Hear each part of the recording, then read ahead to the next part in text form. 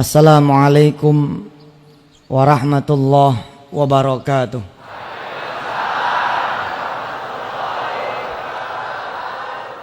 Allahumma salli wa sallim wa barik ala sayyidina Muhammadin wa ala alihi walhamdulillahi rabbil alamin. Bapak, Ibu, dan adik-adik yang dimuliakan Allah, pada satu subuh Rasulullah sallallahu alaihi wasallam memanggil Imam Ali. Rupanya Rasulullah saat itu merasa kedinginan yang sangat.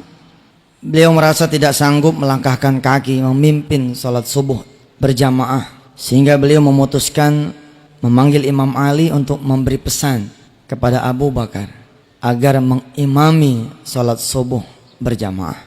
Qila wa qala, dikisahkan 3 kali Imam Ali meminta Abu Bakar untuk menjadi imam sholat subuh sesuai dengan pesan baginda Rasulullah sallallahu alaihi wasallam. Dan 3 kali juga kemudian Abu Bakar menolak. Kalau masih ada Rasulullah, tidaklah pantas saya mengimami sholat subuh. Begitu kira-kira kata Abu Bakar. Hingga kemudian Rasulullah memaksakan dirinya menjadi imam, yang diriwayatkan bahwa itulah sholat subuhnya yang terakhir. Bapak Ibu yang dirahmati Allah, waktu zaman saya kecil dulu di Masjid Jami Al-Mansur, perayaan maulid dibagi 2. Ada maulid kecil berlangsung dari maghrib ke isya. Kalau tidak salah berlangsung beberapa hari, di mana kami yang kecil ini, anak-anak madrasah ibtidaiyah, tsanawiyah, dipakaikan gamis untuk kecil nih. Lalu kami berganti-ganti membacakan sirah an-nabawiyah. Kita berganti-ganti membacakan kisah Nabiullah Muhammad sallallahu alaihi wasallam, tahun gajah, sampai kemudian meninggalnya beliau sallallahu alaihi wasallam. Baru pada puncaknya diselenggarakan yang disebut dengan maulid besar. Kalau maulid besar diselenggarakannya di depan masjid dengan mengundang banyak jamaah dari mana-mana. Dari sisa memori saya, inilah kemudian saya ceritakan ulang kepada adik-adik saya, kepada kita semua. Mudah-mudahan di peringatan hari maulidnya Rasulullah sallallahu alaihi wasallam ini ada tumbuh kecintaan di hati kita semua, karena Rasulullah mencintai kita. Berangkatlah kemudian Rasulullah berjalan untuk mengimami sholat subuhnya, yang ternyata itu sholat subuh yang terakhir. Di dalam sebagian riwayat dikisahkan ketika Rasulullah mengucapkan salam, beliau langsung menghadapkan mukanya, menghadapkan wajahnya kepada para jamaahnya, kepada para sahabatnya yang saat itu sudah berlinang air mata semua, karena mereka merasa bahwa jangan-jangan Rasulullah sallallahu alaihi wasallam sudah akan meninggalkan mereka. Begitu selesai salam, Rasulullah langsung menghadapkan wajahnya kepada para sahabatnya dan membacakan ayat terakhir surah Al-Kahfi, surah ke-18 ayat 110. A'udzu billahi minasyaitonir rajim. Qul innama ana basyarum mithlukum yuha ilayya annama ilahukum ilahu wahid faman kana yarju liqa'a rabbih falyamal amalan salihan wala yusyrik bi'ibadati rabbih ahada.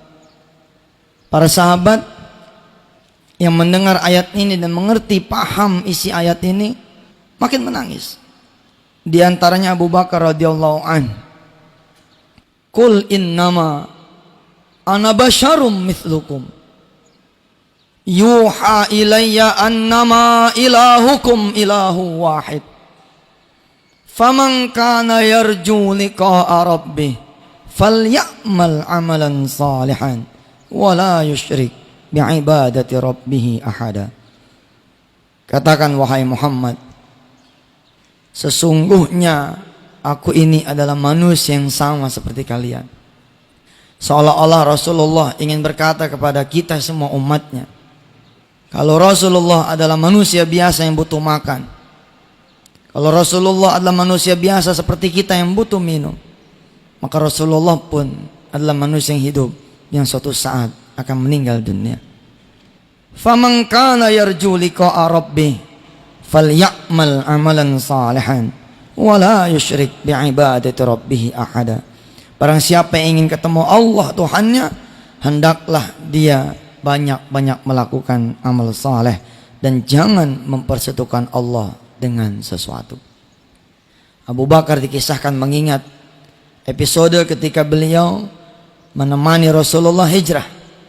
Saya berdoa mudah-mudahan ada di antara jamaah yang barangkali belum pernah menunaikan ibadah haji atau umrah.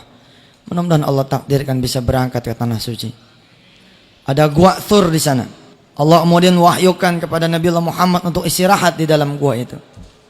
Masuklah kemudian Abu Bakar bersama Rasulullah di sana.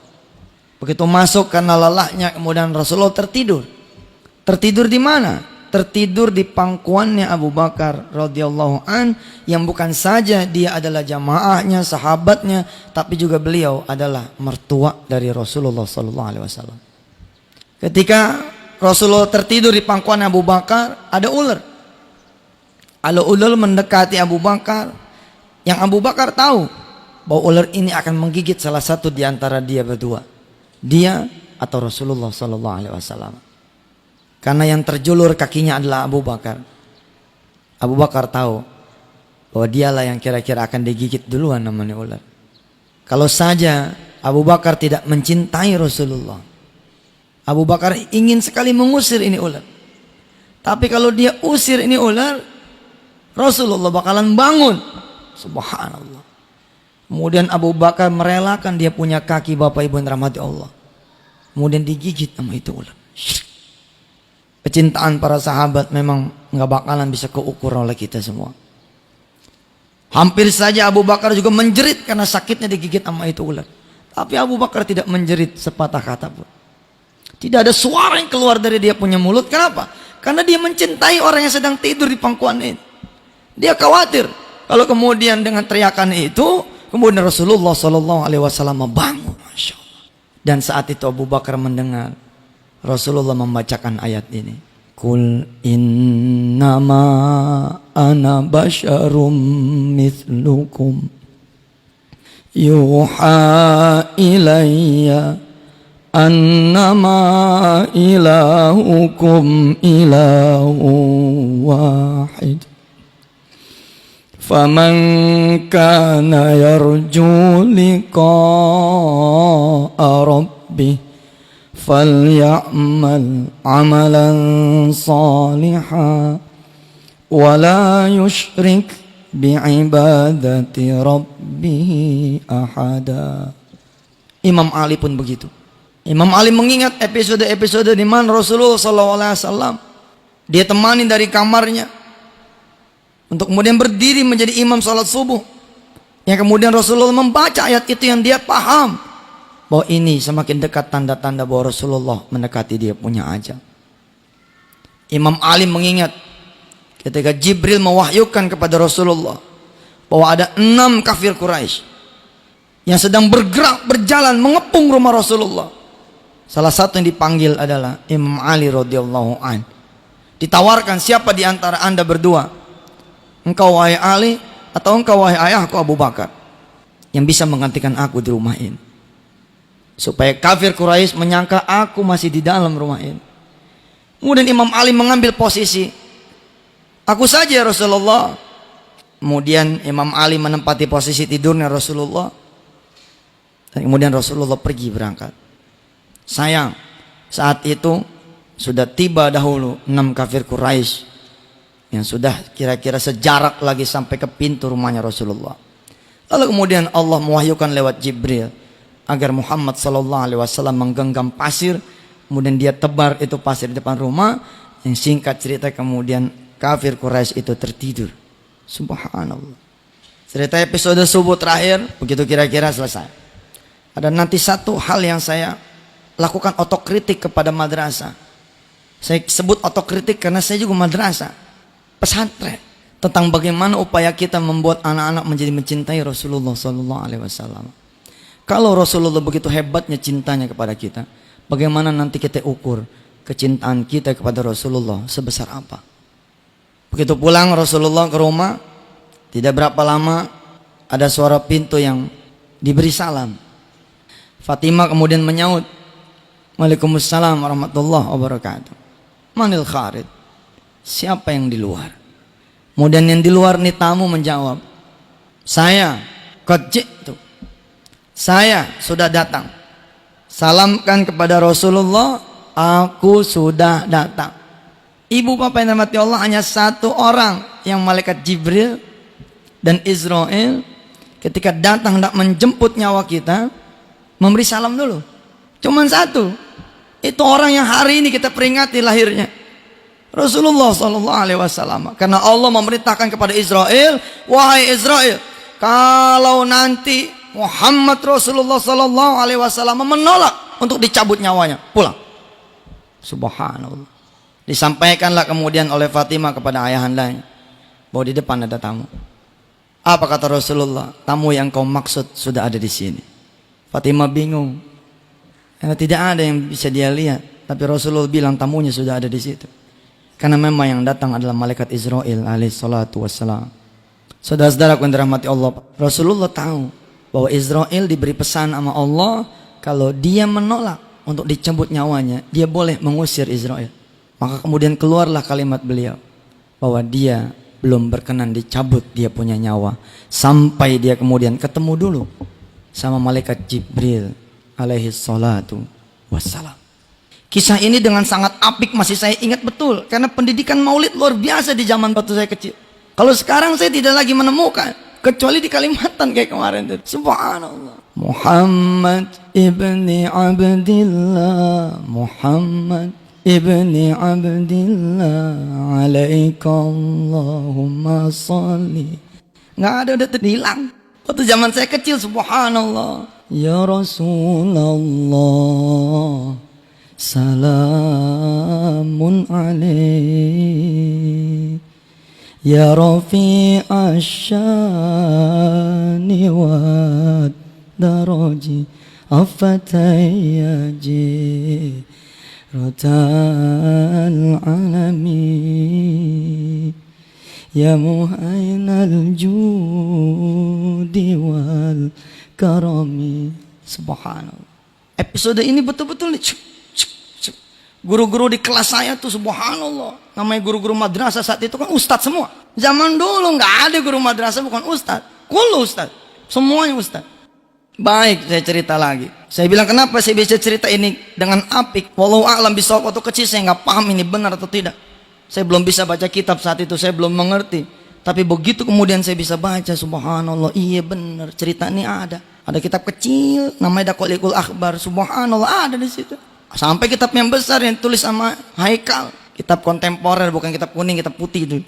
Ya Israel, aku belum reda engkau cabut nyawa sampai engkau menghadirkan dulu Jibril di hadapanku.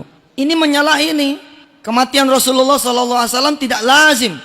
Harusnya tidak boleh itu Israel menghadap kepada orang yang akan dicabut nyawa kecuali ditemani malaikat Jibril. Dan ini sudah hadis Rasulullah yang ngomong. Tidak ada satupun di antara kalian, wala muslim wala kafir, kecuali dia meninggal dunia didatangin oleh malaikat Israel dan Jibril. Kenapa perlu malaikat Jibril itu datang? Rasulullah kemudian meriwayatkan, malaikat Israel pun tidak datang sendiri, melainkan dengan 3 kelompok kematian. Digambarkan oleh Allah di dalam surah As-Sajdah. Qul yatawaffakum malakul mautil ladzi wukkila bikum thumma ila rabbikum turja'un. Malak bukan satu, tapi banyak. Ada 3 kelompok malaikat kematian. Israel tinggal eksekusi ketika sudah digorgoroh. Bukan Israel yang mengerjakan, subhanallah. Selama ini kita beranggapan bahwa Israel mengeksekusi mulai dari jempol sampai selesai. Bukan. Kelompok malaikat yang pertama mencabut nyawa kita dari mana? Dari jempol. Nih, ujung kaki. Hati-hati buat adik-adik saya, buat abang-abang saya, buat bapak dan ibu yang sering melangkahkan kakinya ke tempat yang maksiat, berabe urusan. Kelompok malaikat yang pertama masuk mencabut seluruh nyawa kita. Dia tarik peran-peran urat-urat kita ini, syaraf-syaraf kita dia matiin satu-satu. Mulai dari ujung jempol sampai mana? Nih, sampai dengkul. Pelan-pelan. Aduh, ya Allah, kita beristighfar nih hari. Saya juga bukan orang yang bersih, betul. Banyak perbuatan maksiat yang saya lakukan, baik yang saya sadar maupun tidak sadar. Semakin banyak langkah yang belum kita mintakan ampun pada Allah Subhanahu wa taala, makin lama. Yang paling paham urusan begini nenek-nenek nih. Salah satunya nenek saya pribadi nih, Umi Yo, almarhum. Kalau ngejenguk orang yang dia pegang kakinya, Pak. Kalau kakinya dingin, pahanya hangat, apa dia bilang? Panggilin, kumpulin. Kumpulin. Mulai ditelkin, mulai. Bembeng, ini barangkali sudah waktunya. Gitu, Pak. Itu luar biasa itu nenek-nenek zaman dulu, itu luar biasa itu. Saya baru paham sekarang ini gitu. Dia pegang kaki dua dingin, paha kanan kiri hangat. Udah, dikit lagi katanya. Subhanallah. Dikit lagi bisa tahu gitu. Dari mana dia taunya? Min ayatil maut, dari tanda-tanda maut, dan emang itu ada. Selesai mencabut nyawa, tugas dari malaikat kematian yang pertama, masuk kemudian malaikat yang kedua. Mencabut nyawa dari mana ke mana? Dari dengkul sampai kemana? Ada yang bilang pinggang, ada yang bilang pusar. Selesai dari pusar sampai mana? Sampai ke sini nih, tenggorokan ya. Kalau dalam bahasa kitabnya disebut ger-gerah. Nah di sini ini baru kemudian Israel sama Jibril maju, dia itu berdua. Jibril sama Israel datang, dia berdua. Lalu kemudian Israel mempersilahkan malaikat Jibril maju dulu. Untuk ngapain? Kata Sayyidina Rasulullah SAW, kalau yang didatangin ini adalah suami yang menyayangi istrinya, memberi rizki dengan jalan halal, taat dia beribadah, sholatnya ada, senang dia minta ampun. Kalau yang dia datangi, kata Rasulullah, adalah seorang anak yang taat pada orang tuanya, mahabbah dia sama gurunya, dia jaga dia punya sholatnya, dia keluarkan zakatnya, dia cari jalan-jalan rizki yang halal di sisinya. Kalau yang dia datangi adalah seorang istri yang menjaga aib suaminya, menjaga kehormatan suaminya, pokoknya kata Rasulullah, kalau yang didatangi ini adalah orang yang soleh, maka Jibril akan mendatangi si fulan yang mau meninggal dunia ini. Dari mana? Dari sisi kanan. Kemudian Jibril mengepakkan sayap yang kanan, kemudian tampaklah surga yang bertingkat-tingkat di sana. Dia kepakin sayapnya, lalu dia bilang, hadza manzilatuk ya fulan, ini tempatmu nanti di surga, fi jannatin na'im, di surganya Allah yang penuh dengan kenikmatan. Saking senangnya kata Rasulullah nih orang atas gambaran surga yang bertingkat-tingkat, nih orang nggak bisa ngomong apa-apa, nggak bisa ingat sama siapa-siapa, dan kemudian memutih dia punya wajah, bersinar dia punya wajah, saking senangnya. Subhanallah. Sebaliknya, kalau yang didatangi adalah orang-orang yang durhaka, senang ninggalin sholat, senang bohong, senang judi, senang main perempuan, belum tuh tobat sebelum dia mati, maka Jibril akan mendatangi dia dari sisi yang sebelah kiri, lalu dia kepakkan sebelah kiri dia punya sayap dan mengatakan kepada si fulan, hadza manzilatu fi nari jahannam wa bi'sal masir. Bedanya Rasulullah nggak datang Jibril. Kemana itu Jibril? Pertanyaan begitu. Kemana Jibril? Kok dia nggak datang? Oh jelas, karena Rasulullah maksum. Ngapain lagi dikepakin sayapnya? Udah jelas dia mau di sorga. Beda sama kita orang. Lalu di mana? Bukankah tetap dia turun berdua dengan Israel? Betul, dari Baitul Ma'murnya berdua. Tapi begitu sampai di langit yang pertama, Jibril bilang kepada Israel, istamir ya Israel, terusin ya Israel, aku tidak tega melihat engkau mencabut nyawa orang yang paling saya sayangi. Subhanallah. Kata Rasulullah mengingatkan kita semua, saking ngerinya kita melihat gambaran neraka yang disediakan oleh Allah, maka nifulan tidak bisa juga berkata apa-apa. Karena itulah kemudian keluar hadis yang sangat masyhur, istaghfir malam yughargir, beristighfarlah kalian semua sebelum kemudian nyawa sampai di tenggorokan. Kenapa? Kalau sudah sampai di sini tidak ada lagi bisa kalimat. Kalau masih di pusar masih ada kalimat tuh. Oh, saya pernah nemenin orang yang sakratul maut. Takjub saya, betapa kitab-kitab itu betul adanya. Merambat itu betul, Pak. Yang namanya merambat itu betul. Nggak salah nenek-nenek kita gitu megang kakinya tuh, dingin tet. Pak, percayalah, jadi ustadz itu nggak enak. Ada bagian-bagian yang nggak enak. Salah satu ini nemenin yang begini nih. Nemenin yang begini kan tugasnya Ustadz salah satu. Dia dipanggil mata tangga, tolong Ustadz, udah sakit tolong temenin. Nah kesempatan kita membuktikan teori ini kan, bener nggak nih? Kalau bener berarti akan berjalan nih. Subhanallah ternyata bener, hati-hati tuh, hati-hati. Dari mulai dengkul ke pusar melintas.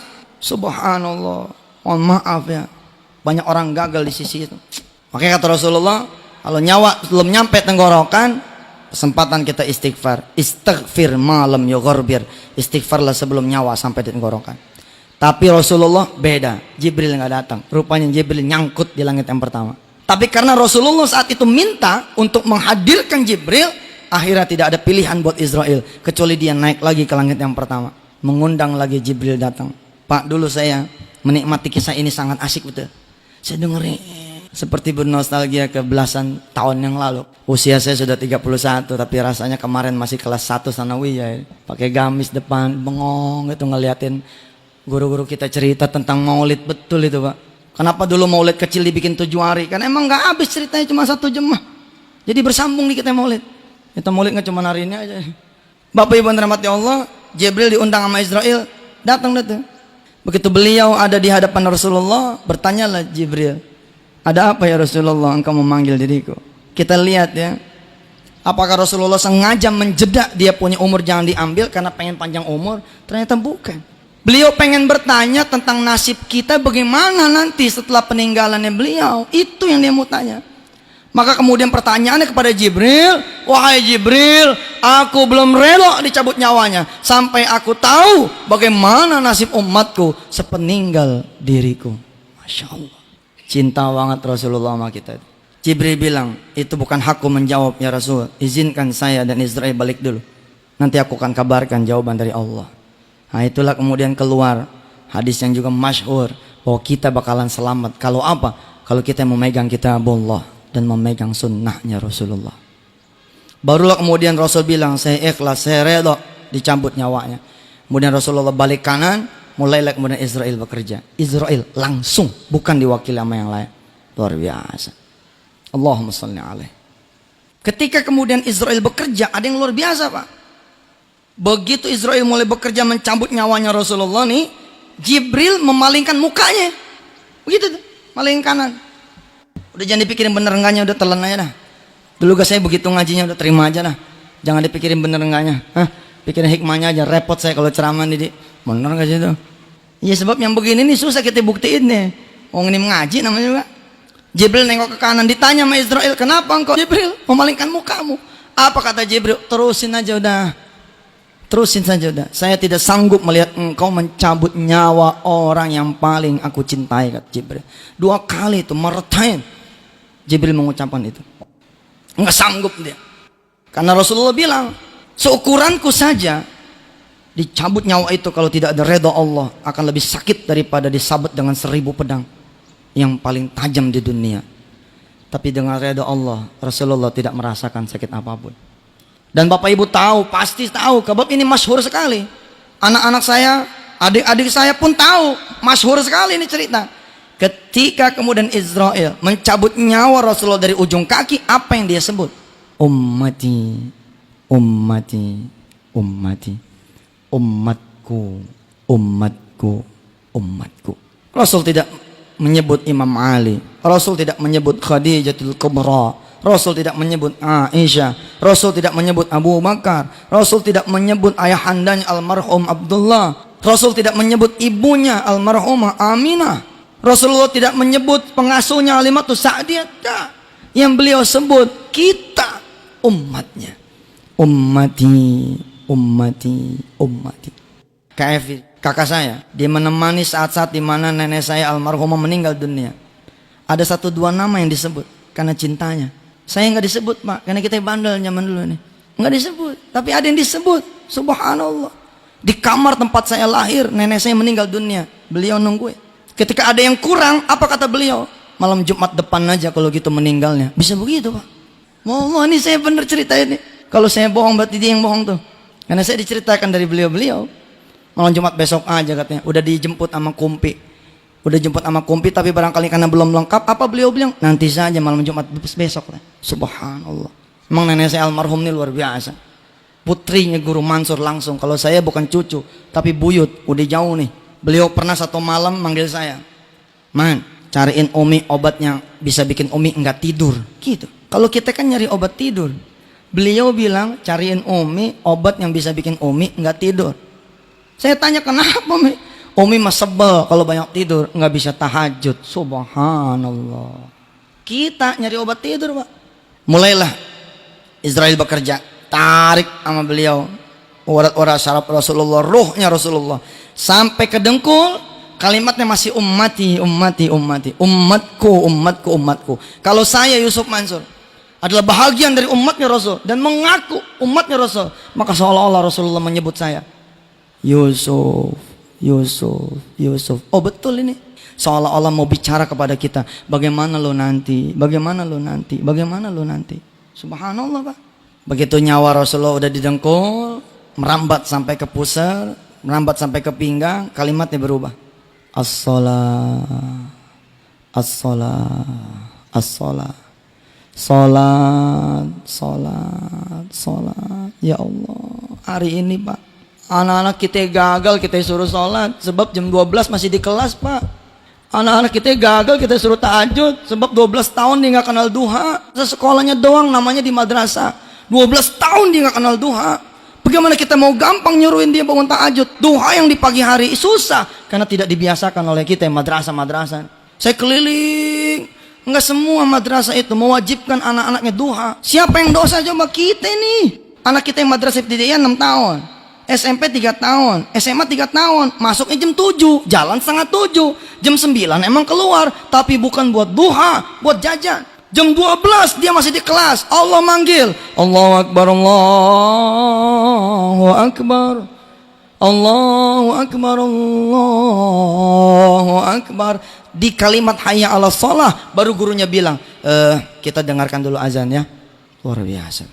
Atas nama wajib ketemu yang wajib kita boleh pilih, katanya begitu. Kita wajib nuntut ilmu, maka kita pilih ini nuntut ilmu sebagai hal yang mengalahkan sholat. Luar biasa. Ilmu mengenalkan anak kita kepada Allah, tapi ternyata ilmu sudah menjauhkan dia dari Allah. Hokam, bagaimana mungkin anak kita tumbuh menjadi anak yang berakhlak? Sadar nggak? Kalau tidak ada revolusi pendidikan, khususnya di madrasah, wah celaka kita. 12.45 barulah anak kita keluar. Sebagiannya, Pak, tidak sholat di madrasah. Sebagiannya bahkan tidak betul-betul sholat, langsung los ke rumah karena betul-betul kita tidak menjaga mereka. As-salat, as-salat, as-salat. Mumpung saya bicara di banyak kepala-kepala madrasah nih, mumpung saya bicara langsung di depan direkturnya, mumpung saya bicara di masjid yang kita hormati betul, yang bisa mengomandoi ini habis ini. Tidak boleh anak-anak masuk kecuali sudah sholat duha. Tidak boleh anak-anak berangkat ke sekolah kecuali dia sudah berwudu. Tidak boleh kemudian anak-anak setengah 12 masih di kelas. Sebentar lagi Allah bakalan datang. Hayo, ama aku nih kepala sekolahnya, ama saya gurunya, ayo kita berangkat ke masjid. Nggak terjadi, Pak. Pendidikan itu tidak terjadi. Hatta saya di Al-Mansuriyah tidak terjadi itu. Untung saya memiliki orang tua yang luar biasa. Miring dikit, geser, miring dikit, geser, miring dikit, geser. Jam 5 udah diteriakin, mandi, mandi, maghrib, mandi, mandi, maghrib. Celaka, Pak, kalau saya nggak ketemu orang tua yang model begini. Sengkilang gitu kalau kata orang Betawi, sekilang kita di madrasah. Bagaimana nih kalau ceritanya sekolah di SMA? Bagaimana nih kalau ceritanya kita sekolah anak kita tuh di SMP? Mati kita punya anak. 12 tahun dia terbiasa sholat tidak tepat waktu. Bagaimana mungkin dia kemudian tumbuh menjadi orang-orang yang bisa sholat tepat waktu? Umur kayak yang depan begini aja nih, maaf nih orang-orang tua saya, makin ke belakang nih makin sering kita memberi perintah kepada Allah. Kita sering memberi perintah kepada Allah sampai umur kita kayak begini. Perintah apa coba? Perintah tunggu. Hayya 'alas shalah.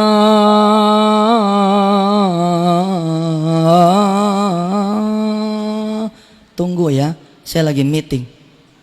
Tunggu ya, saya lagi belanja.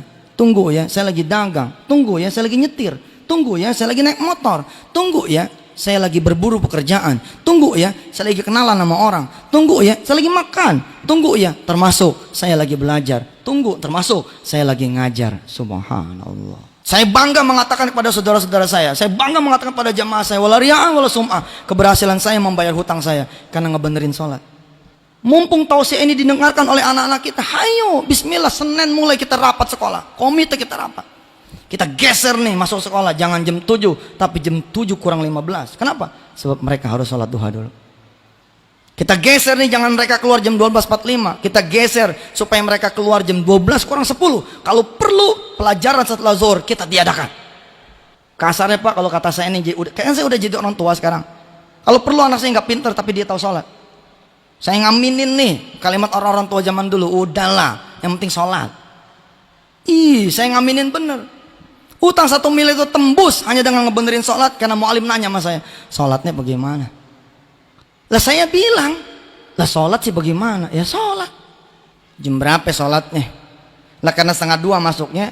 Terus saya ngomong, barusan mu'alim sholatnya. Pantas dia bilang. Lah kalau barusan kan berarti 1/4. Udah lewat tuh lohor. Pantas dia bilang. Subhanallah. Saya dikejar lagi sama beliau.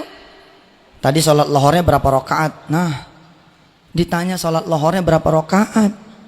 Ya salam, anak madrasah kelas 1 gak tahu sholat lohor mah 4. Maka itu yang saya jawab. Mualim, sholat lohor berapa? Ya 4. Emang berapa? Apa dia bilang? Bukan, sholat lohor itu 8. Qobliyahnya 2, ba'diyahnya 2. Nggak mi'rat tuh sholatnya, nggak mi'rat gitu. As-sholatu mi'rajul mu'minin, sholat itu mi'rajnya orang beriman. Tapi karena sholat kita nggak punya sayap, nggak terbang nih sholat kita.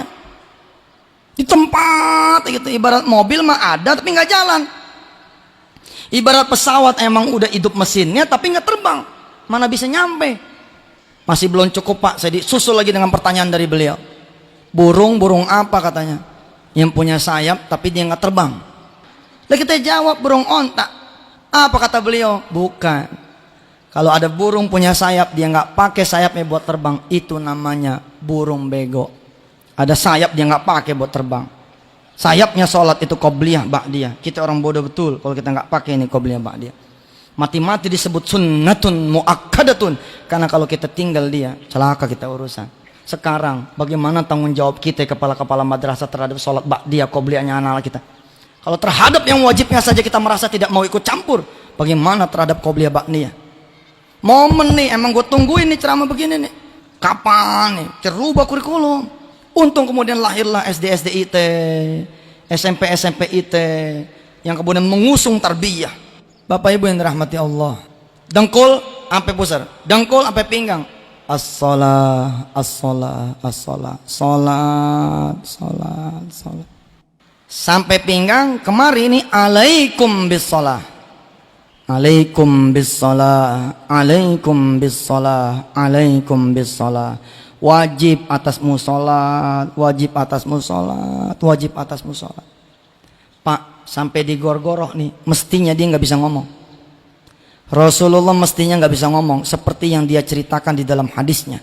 Nggak akan ada manusia yang bisa ngomong, karena disinilah nanti malaikat Israel dan Jibril bekerja. Tapi ada satu rahasia kenapa Rasulullah masih mewariskan satu nasihat yang paling terakhir. Kenapa coba? Karena ketika Israel nyampe di gor-goroh, Israel mempersilahkan Jibril. Kata Jibril, tidak usah, Rasulullah memang maksum. Karena tidak diperlihatkan itu, Rasul masih bisa ngomong. Apa yang Rasulullah ngomong? Alaikum bis-shalah wa ma malakat aimanukum. Kewajiban atasmu sholat, dan kewajiban sholatnya orang-orang yang ada di pundakmu. Masya Allah. Itu yang saya bilang telak betul tuh. Kalau Menteri Agama nggak ngebenain sholat dirjen-dirjennya, dirjen tidak ngebenain sholat bawa-bawaannya, kepala sekolah tidak ngebenain sholat-sholatnya anak-anak didiknya, mati kita. Sebab Rasulullah bilang alaikum bis-shalah wa ma malakat aimanukum. Hilang kita cahayanya karena urusan sholat kita jauhin.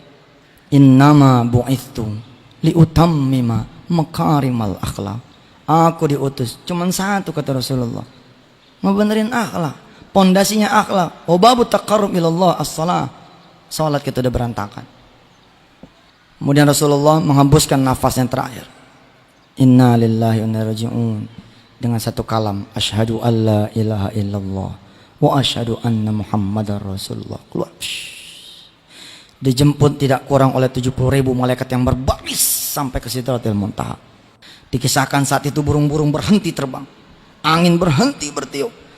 menyambut nih kedatangan sosok manusia agung yang dirahmati Allah, menjadi rahmat buat alam semesta. Pak, sampai di episode itu saya pikir selesai nih cintanya Rasulullah. Ternyata belum.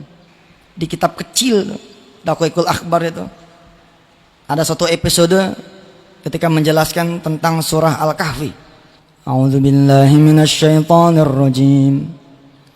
Wa yawma nusayyirul jibala wa taral arda barizatan wa hasharnahum falam nughadir minhum ahada wa uridu ala rabbika saffa laqad ji'tumuna kama khalaqnakum awwala marrah bal za'amtum an lan naj'ala lakum maw'ida wa wudi'al kitabu fataral mujrimina mushfikina mimma fihi wa yaquluna ya waylatana ma li hadzal kitab ما لهذا الكتاب لا يغادر صغيرة ولا كبيرة إلا أحصاها ووجدوا ما عملوا حاضرا ولا يظلم ربك أحدا.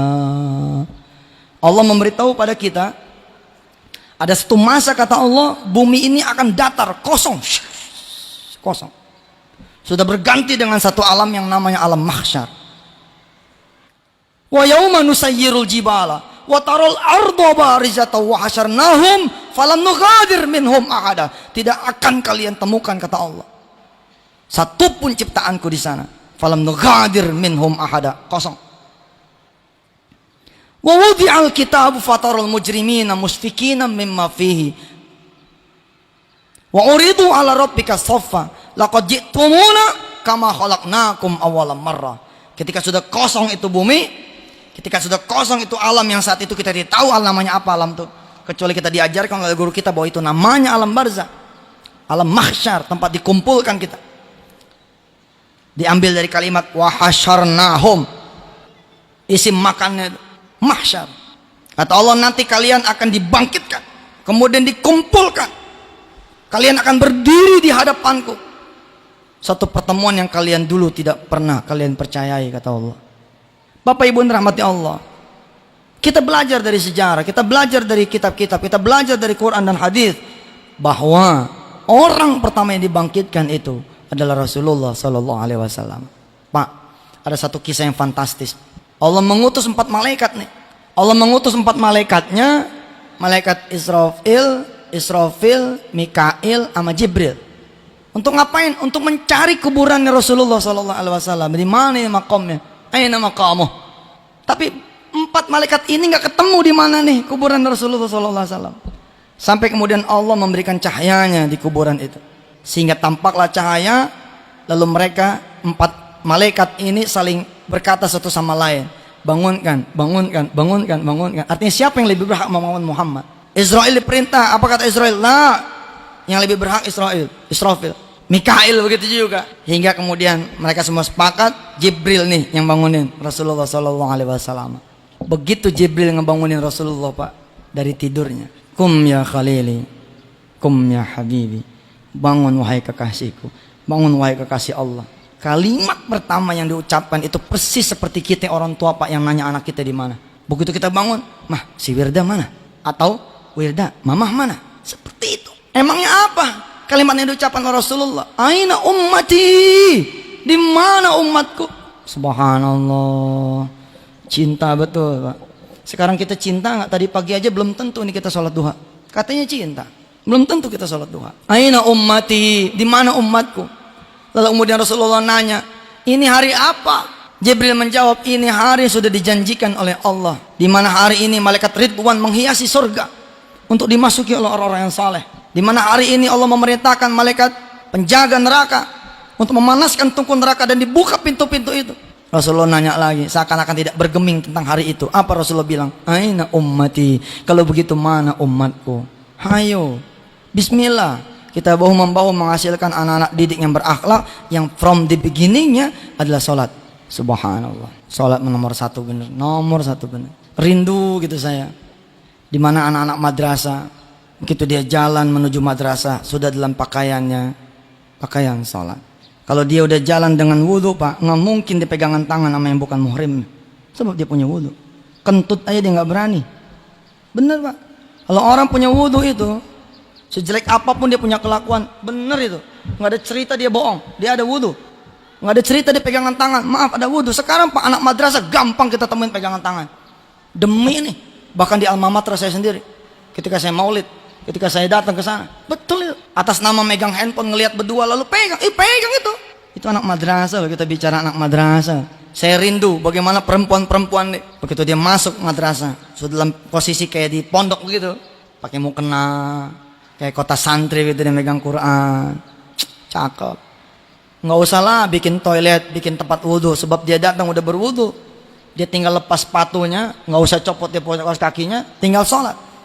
Sholli sunnatud duha rakaatain lillahi ta'ala Allah. Lalu bergema di seluruh madrasah begitu selesai sholat. Ya Fattahu ya Razzaqu, ya Fattahu ya Razzaqu, ya Fattahu ya Razzaqu, ya Fattahu ya Razzaqu, ya Fattahu ya Razzaqu, ya Fattahu ya Razzaqu. Nggak bakalan miskin orang tuanya, nggak bakalan miskin. Sebab apa? Anaknya 26 hari sholat duha, 26 hari melantunkan Asmaul Husna, 26 hari mendoakan orang tuanya. Allahumma inna duha duha'uk, wal baha'a baha'uk, wal jamala jamalu, wal quwwata quwwatu, wal qudrata qudratu, wal ismata ismatu. Allahumma in kana rizquna fis samai fa anzilhu, wa in kana fil ardi fa akhrijhu, wa in kana mu'assaran fayassirhu, wa in kana qalilan fakaththirhu, wa in kana haraman fatahhirhu. Bihaqqi du'aika wa ba'ika wa jamalik wa quwwatik atina ma ataita ibadakas salihin.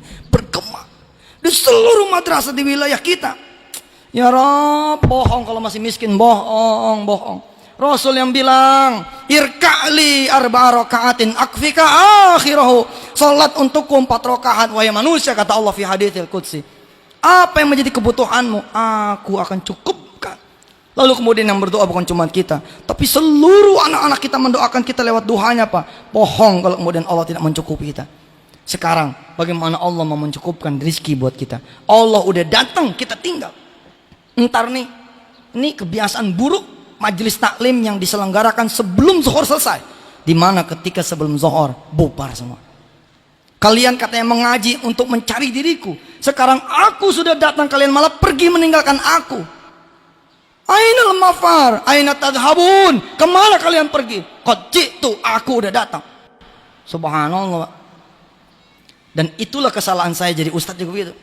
Maka harusnya saya tahan sampai zuhur, biarin. Kita assalamualaikum tinggal naik sholat gitu. Ini nih celaka nih, kalau saya selesaikan sekarang niscaya pada pulang. Mending kalau pulang langsung ke rumah, nyampe pas zuhur. Tapi kan pulang ngayap dulu, dekat pasar baru, main pasar baru, udah tinggal nyebrang, tek naik blok M, ngayap dah. Siapa yang dosa? Saya juga dosa. Dan ini memang terjadi ini terjadi. Anak kita Pak, jangankan tahajud, duha kagak. Siapa sekarang di madrasah yang punya program mabit memperkenalkan 1 minggu sekali? Belum tentu semua madrasah begitu. Asli, belum tentu semua madrasah begitu. Ya ayyuhal muzammil, qumil laila illa qalila, nisfahu aw inqus minhu qalila, aw zid alaihi warattilil qur'ana tartila. Wahai orang-orang berselimut, kum, bangun. Illa qalila, walaupun sedikit. nisfahu awingkus minhu qalila, setengahnya kalau bisa, tapi nggak apa-apa dah, sedikit juga. Auzid alaih, tapi lebih baik kalian tambah. Warattilil Qur'ana tartila. Allah seperti bingung nih dengan perasa kayak begini. Ini kan Allah kayak keder nih kalau kita ngaji begini nih. Tadi katanya nggak apa-apa sedikit, tapi baiknya nambah nih. Tapi gini, betul itu. Coba aja baca tuh. Ya ayyuhal muzammil qumil laila illa qalila nisfahu, setengah kan? Awingkus minhu qalila, atau kurangi deh. Tapi apa kata Allah? Auzid alaihi, atau tambah deh. Warattilil Qur'ana tartila. Inna sanulki alaika qawlan thaqila. Inna nashi'atal layli hiya ashaddu wat'aw wa aqwamu qila. Inna laka fin nahari sabhan tawila. Wadhkur isma rabbika wa tabattal ilaihi tabtila. Rabbul masyriqi wal maghribi la ilaha illahu, la ilaha illahu fattakhidhu wakila. Allah, kata Allah, sebut namaku dengan niat. Wa tabattal ilaihi tabtila, niat, jangan kebetulan salat malam. Alhamdulillah tat, semalam kebetulan aneh banget. Itu belum termasuk wa tabattal ilaihi tabtila, tapi emang kita ancam. Ya Rob, anak saya kok nggak kerja. Baik, ntar malam aku akan menghadapmu ya Allah. Itu disebut wa tabattal ilaihi tabtila. Kalau sudah kita bisa begitu, apa yang terjadi? Rabbul masyriqi wal maghribi la ilaha illahu fattakhidhu wakila. Allah berkenan menjadi wakil urusan kita. Hebat kan? Kita punya utang, tinggal kita ngadep sama Allah. Serahkan utang kita sama Allah, Allah atur itu. Ibu bapak punya gaji kurang, anak banyak, gampang. Sujud tengah malam. Rabbul masyriqi wal maghribi la ilaha illahu fattakhidhu wakila. Kemudian keluar wiridnya. Hasbunallah wa ni'mal wakil, ni'mal maula wa ni'man nasir. Hasbunallah wa ni'mal wakil, ni'mal maula wa ni'man nasir. Hasbunallah wa ni'mal wakil, ni'mal maula wa ni'man nasir. La haula wa la quwwata illa billahil aliyil azim. Di pesantren saya dan di banyak pesantren, hidup menjelang subuh, hidup. Rasanya kalau ingat begini pengen mindahin orang tua ke pesantrennya udah. Bener itu, syahadu betul, tengah malam kita ngimamin salat malam. Bismillahirrahmanirrahim. Alhamdulillahi rabbil alamin.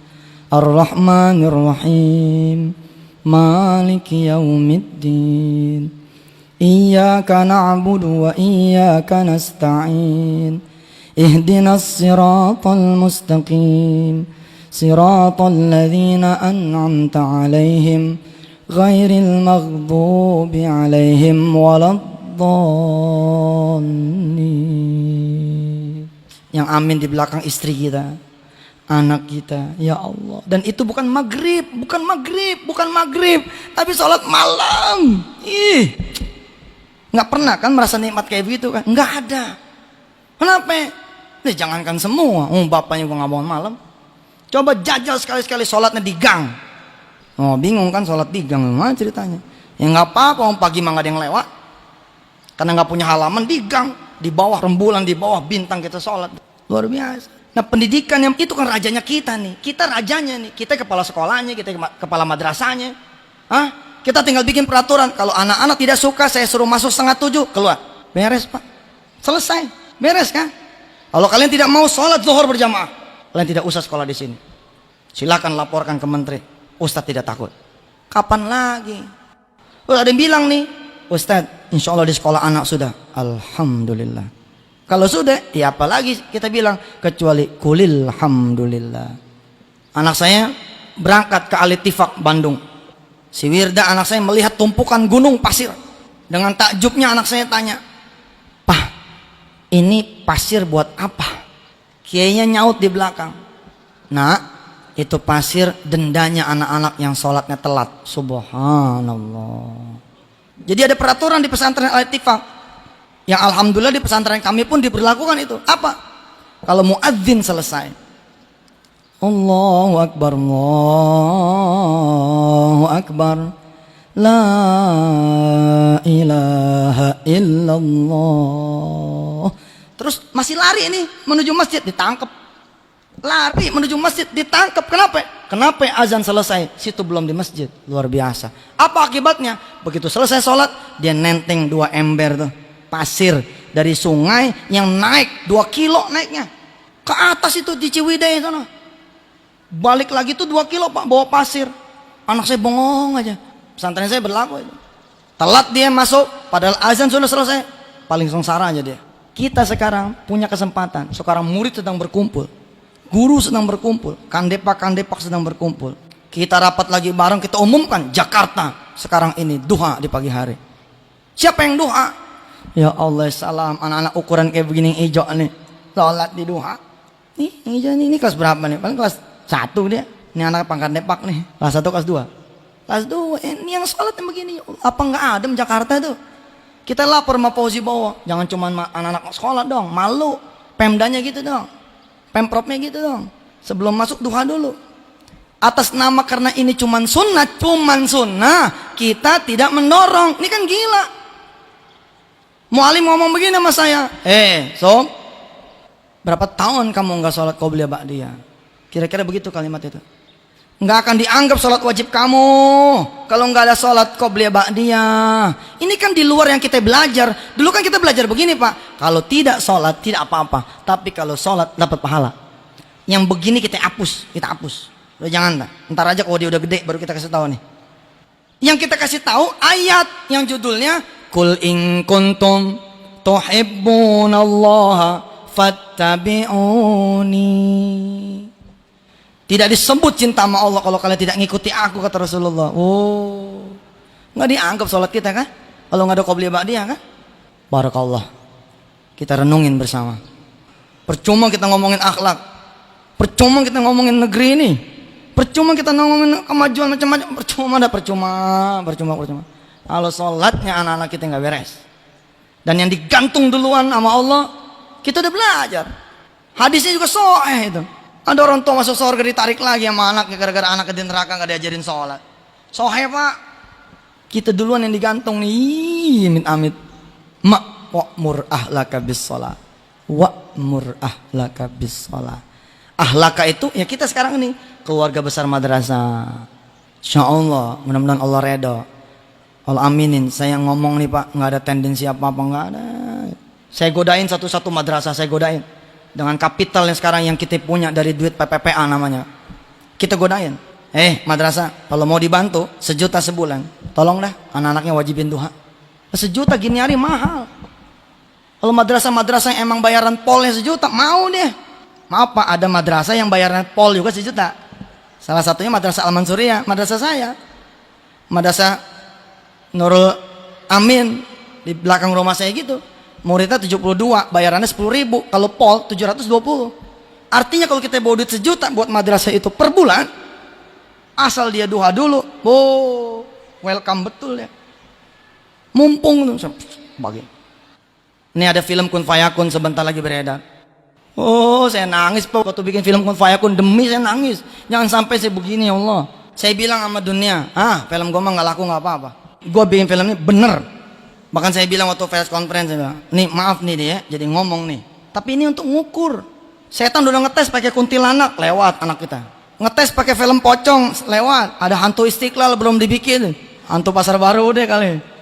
Semua meradang dengan film kuntilanak, meradang dengan film Casablanca, meradang dengan film apa mertontonkan aurat. Setan muncul lagi nih, halus bener. Kita kejebak, yang nggak tahu apa-apa kejebak. Kita kan nggak tahu apa-apa, kejebak. Nauzubillah min dzalik. Diukur sama setan. Kita bikin film Kun Fayakun. Mudah-mudahan tidak ada cacatnya ini secara syar'i. Saya bikin film itu untuk mengumumkan kepada pemirsa, kepada jamaah bahwa ada Kun Fayakunnya Allah. Tapi di balik itu kita ngajarin sholat tepat waktu. Ada anak kecil si Iwan Dia berusaha mendoakan bapaknya. Ketika bapaknya dagang, dia sholat, dia doakan. Itu kalau ditonton luar biasa. Mengajarkan Qiyamul Lail. Anak saya si Wirda tuh 6 tahun, saya ajak nonton preview. Sepanjang preview saya lihat nih anak enggak komentar apa-apa. Seperti tidak menikmati. Dia geser jaket kanan, geser jaket kiri. Dia tarik celananya, ada topang dagu gini, nggak bereaksi. Tapi begitu pulang dari studio, di mobil, anak saya di belakang, saya nyetir di depan. Dia nepok pundak saya. Pak, ntar bangunin kakak ya. Kenapa kak? Mau sholat tahajud, mau doain papa. Alhamdulillah. Subhanallah. Wake up, sadar. Ayo, anak kita udah terlalu jauh. Ibu sadar kan sekarang? Kenapa anak ibu susah disuruh sholat, sadar kan? Bagaimana bisa dia disuruh sholat? Wong zohornya nggak pernah tepat waktu. Zohornya nggak pernah tepat waktu, bagaimana mungkin dia bisa gampang disuruh sholat?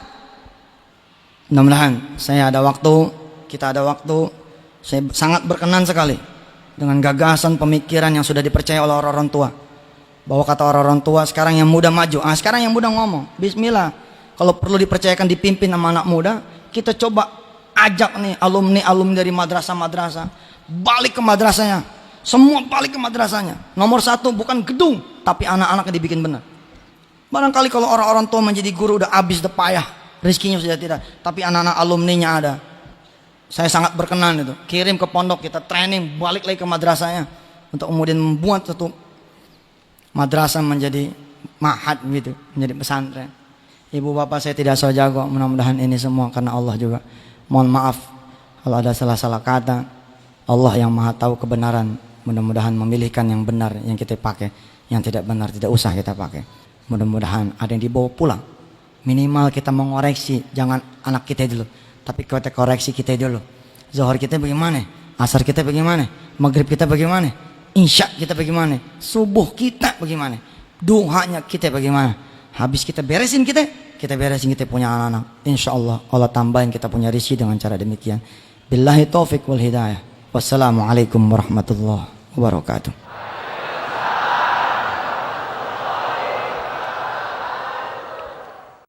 A'udzu billahi minasy syaithanir rajim. Bismillahirrahmanirrahim. Alhamdulillahi Rabbil Alamin. Ar-Rahmanir Rahim. Maliki Yaumiddin.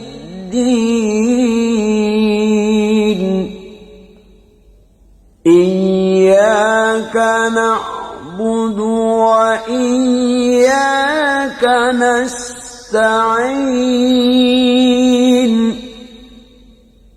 Ihdinas siratal mustaqim. Siratal ladzina an'amta 'alaihim ghairil maghdubi 'alaihim waladdallin.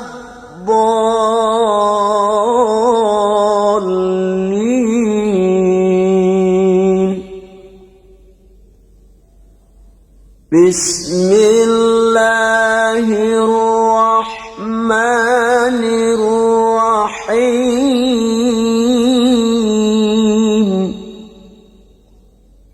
Qul a'udzu birabbin nas, malikin nas, ilahin nas, min syarril waswasil khannas, alladzi yuwaswisu fi sudurin nas minal jinn